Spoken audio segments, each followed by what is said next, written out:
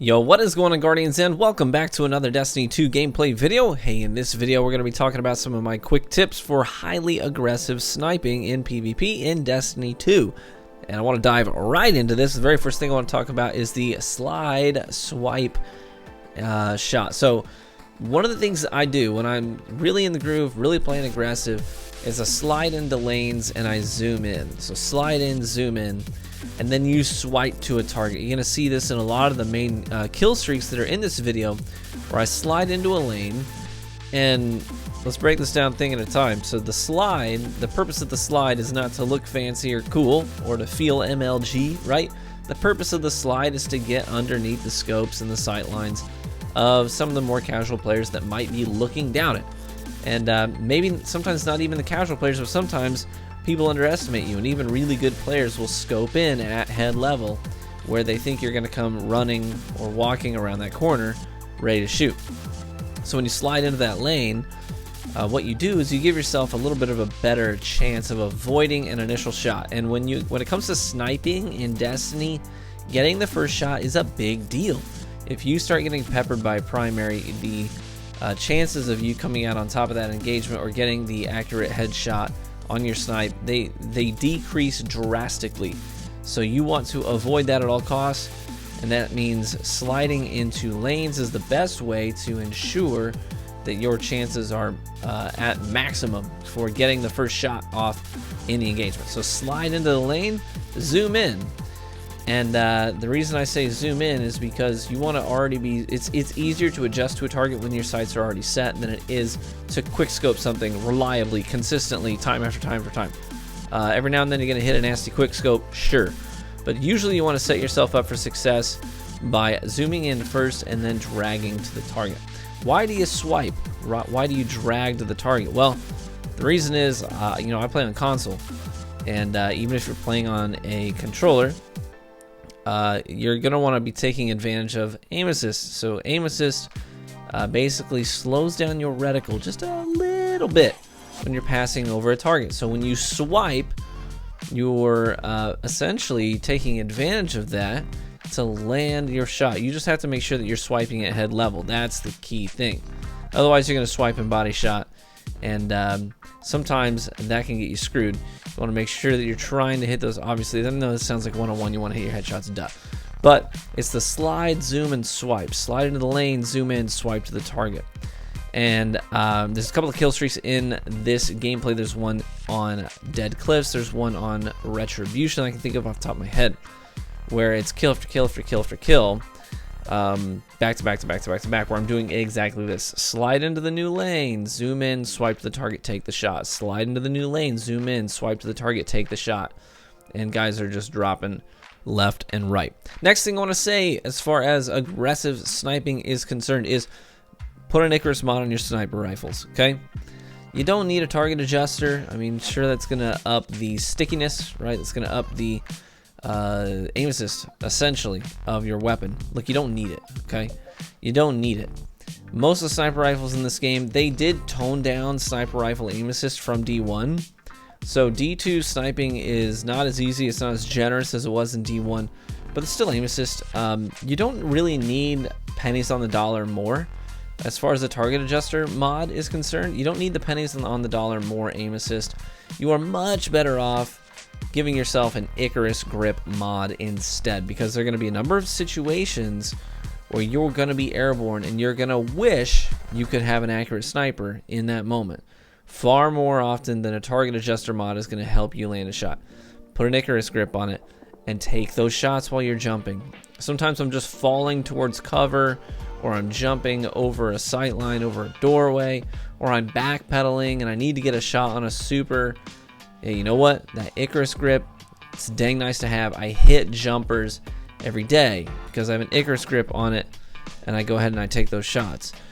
Sometimes it's skill, and other times, frankly, it's luck. But it doesn't matter. Results are results. Make sure you put an Icarus grip mod. If you're going to be an aggressive sniper, put an Icarus grip mod on your sniper. Third thing, adjust to your competition. There's a clip in here. Actually, there's a few clips in this gameplay. We're playing a series of 2v2s in the doubles playlist. If you're not familiar with the doubles playlist in Destiny 2, it's up this week. Skill-based matchmaking is on. That means when I go in there, I'm playing against some really good people. And sometimes I play against people who are even better than me. And today I had a series where it was like win, loss, loss, loss, win, win, right? A series against a couple of guys who had, frankly, fantastic primary shots, and they were slide shotgunners for days, but they were really good players. And eventually, after several matches, started to catch on to some of their techniques. I adjusted to my competition. I started landing more snipes because I started to understand more about how they moved around the map. Not just, every time they go into an engagement, but depending on the landscape. For example, there was a Titan that anytime it was high vertical ceilings, he would always jump around the corner. But anytime it was low ceilings or a tunnel or a hallway, like you see this clip on Distant Shore, where both of the guys come sliding in to challenge me, and I'm able to take advantage of that. I set my sights low because I'm adjusting to my competition. I know they're not stupid. I know they're not going to come sprinting around the corner trying to shoulder charge. They're going to slide into it in that specific scenario. And I get 2 snipe kills because of it. I set my sights low, and I adjust to my competition. I get the kills. It definitely benefits you to sort of analyze in the moment. How does this player play? What are they doing? And as you're being aggressive with your sniper rifle, you're going to be able to, in the moment, on the fly, adjust to it and make some better shots and some better decisions because you're understanding your competition a little bit better. So that's important as well. The fourth thing I want to cover is move to cover after a shot. Move to cover after a shot. I know it's tempting sometimes. Oh, I hit the body. Let me stay here and hit another body. But instinctively, every time I take a shot with a sniper rifle, I descope, I move to cover. Unless I'm like really far away trying to get subsequent shots. But if I'm playing aggressively with my sniper rifle, which is what this video is about, if I'm sliding into these lanes, I'm challenging these dudes, I'm going to take my shot, and then I'm going to try and break line of sight. So there's a couple of clips here. There's one on Retribution, for example. Slide into the engagement. It's a Titan. And I take a snipe. I miss it. I slide into cover, basically into a pillar. And during that motion, as I'm sliding through the pillar and out the other side, that's when I swap weapons. Because a lot of times you're going to take damage when you're doing things like swapping weapons, right? Or reacquiring your shot. That's when you're the most vulnerable. So I basically limit that vulnerability time by, as soon as I take that shot, I slide into that pillar, swap to my primary, I come out the other side, I go pop, pop with the primary, and then I slide back actually past the pillar, break line of sight again, I come out the other side, this time the sniper is out and I know he's hurt, and so I just go for the body shot, bam, he's dead, cleaned it up.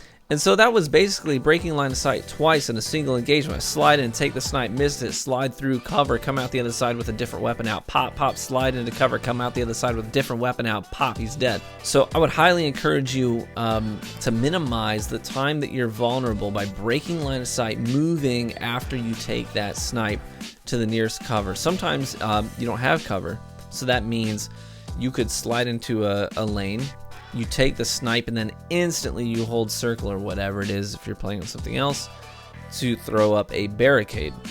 Or you slide into the engagement, you take the shot with your sniper rifle, and then instantly shade step out of it. What you don't even know at that point if you hit the shot or not, but it doesn't matter, right? You're just maximizing your chances of limiting your vulnerability time, and that's what it's all about. So I highly encourage you to do exactly that same thing. Last thing I would tell you to do is couple what you see on the radar with what you know about the map. You can sort of make almost like a 3D model in your head. Sometimes you'll be approaching an engagement, you're not there yet, you're approaching it and you see red on the radar, and you're coupling the direction that the radar is telling you and the boldness, the color of the red. You're letting that dictate, okay, well, where does that mean they are? If you're on, Javelin 4, for example, and you see red on the radar and you're in the center of the map, and there's that little jump up in the very center, there's that flat surface, right, that's elevated right in the middle of that rocket room, right? And okay, well, I'm gonna come over here and I'm not just gonna look at head level, I gotta look up, I gotta adjust what I know about the map, I gotta couple my map knowledge with what the radar is telling me to sort of understand where I should be aiming. So the radar and your map knowledge help you know where to zoom in initially. And so that's a big part about winning your engagements as well. So, and that just comes with time, quite frankly. The more you play, the more you know the maps, the more you're just going to automatically couple what the radar's telling you with what you know about the map. So those are my main 5 tips that I would give you as far as aggressive sniping is concerned in this game. I hope that you found them helpful, and I hope that you found the gameplay entertaining as well. So thanks for stopping by the channel, and I hope to see more of you around here. Be warm and well fed, my friends. I'll catch you in the Crucible.